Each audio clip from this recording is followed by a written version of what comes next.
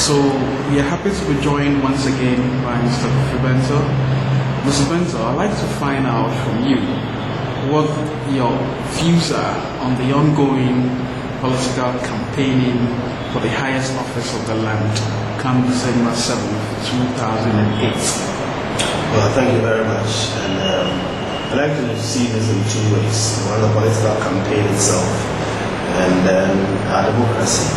And the first thing, which is more important really, is that we have managed to maintain a democracy for all these years. And I have to add that the period of our democracy has been the longest sustained period of economic growth in the history of Ghana.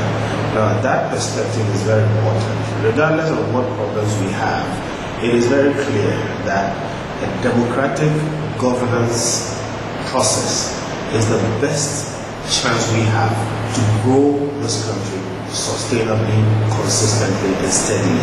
So I am happy that we have maintained our democracy, which has led to the current campaign, which is what we are talking about. Criticize politicians as you will. What is happening is that as we grow in this democracy, it is getting better. This current campaign actually is the best campaign that has been waged in this country in our history. I mean, you have people actually going out, and for the first time you have more talk on issues, more talk on development, you have more action groups, you have more interest groups, you have more societal groupings and different kinds of people making all kinds of demands, which is forcing the politicians to make statements. Now you might say, okay, they are promising things they can't deliver, but the whole essence of politics is to be a mechanism by which the people within the state get what they want. And politicians are being forced to face up to it. In the past, you had a situation where they started rules, decided what they wanted to do, came out and did it, and nobody was consulted. Today, that is different. So, in terms of the campaign itself, I'm saying that I see a situation where citizens are asking questions of politicians, and they are being forced to answer.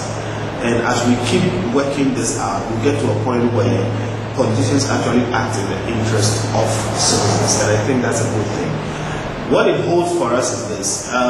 We get farm oil, which I think will be a good and a bad thing. Now, whether we progress or not depends on one thing: political stability. As we speak, there is a global financial crisis going on, but to a large extent it hasn't affected us. Whether it will affect us more or less, and how well we're able to take advantage of that or just collapse and die would depend on the nature of our politics. If we can get political stability, grow our institutions, then we have a way of thinking through the problems that we face and solving them one at a time. So indeed, this is very important for the progress of our nation, that we stay on this road that we have started. If we can just do that, I think the rest of the things that we want will follow. Thank you very much again, Mr. Bentil.